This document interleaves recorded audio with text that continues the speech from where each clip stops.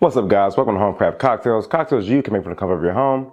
My name is Briss, and for today's episode, we'll be covering the Espresso Martini. The Espresso Martini was created in 1980s London by bartender Dick Bradsell at the Soho Brasserie. A now famous model, rumored to be Naomi Campbell, but it's never been confirmed, asked for a drink to, quote, wake me up and fuck me up, where Dick Bradsell would then combine vodka, fresh pulled espresso, coffee liqueur, and simple syrup. Originally called a vodka espresso, it became known as a espresso martini thanks to it being served in a martini glass. The term stuck thanks to the 1990s craze for all things teeny. The drink rose in popularity through the late 90s and early 2000s, faded away a bit, and then came roaring back with the craft cocktail renaissance and the uprising of coffee culture in general. Today, it's a staple on cocktail menus around the world.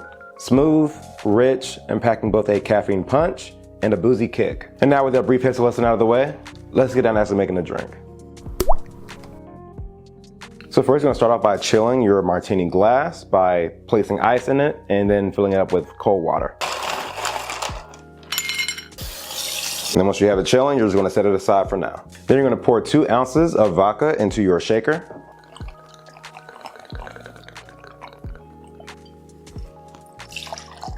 Then you're gonna pour 1/2 ounce of coffee liqueur, or Kahlua specifically, into your shaker.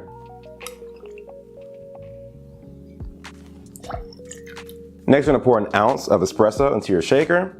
And while you can use bottled espresso to make it, easier or smoother, the fresh pull from an actual espresso machine gives that nice, rich, bold, intense flavor. So it will still be similar, but if you're looking for that authentic taste, it's not quite the same thing. So just a warning there.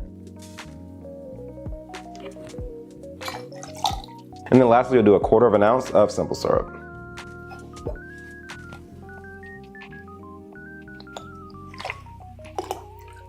Then we're gonna fill up our shaker with ice, shake for about 10 to 15 seconds, but I actually will shake a little longer to try to get some of that foam we're missing from not using fresh espresso, and then strain into our chilled martini glass.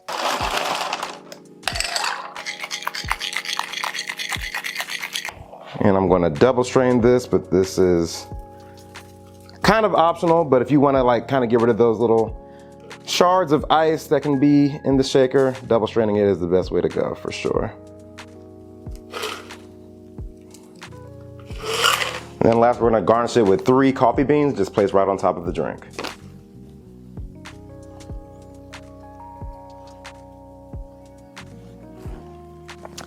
And there you have an Espresso Martini.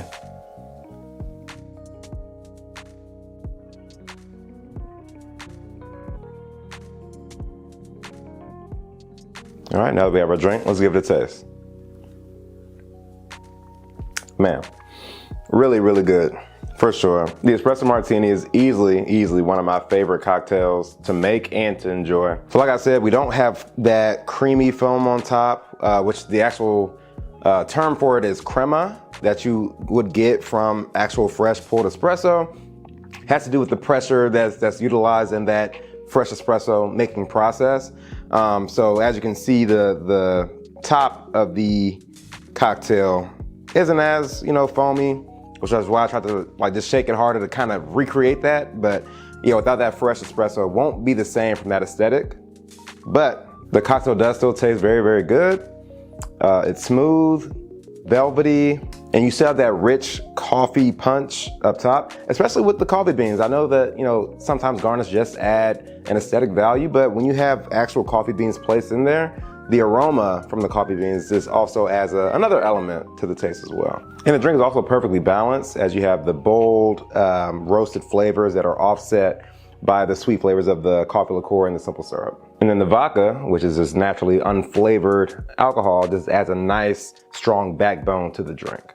So yeah, it's energizing, indulgent, and just dangerously easy to drink. So just as an extra tidbit, that is the traditional way to make an espresso martini. But if you want to remix it a little bit and make it the way I typically do, just at home, I replace the simple syrup with Bailey's, which is an Irish cream.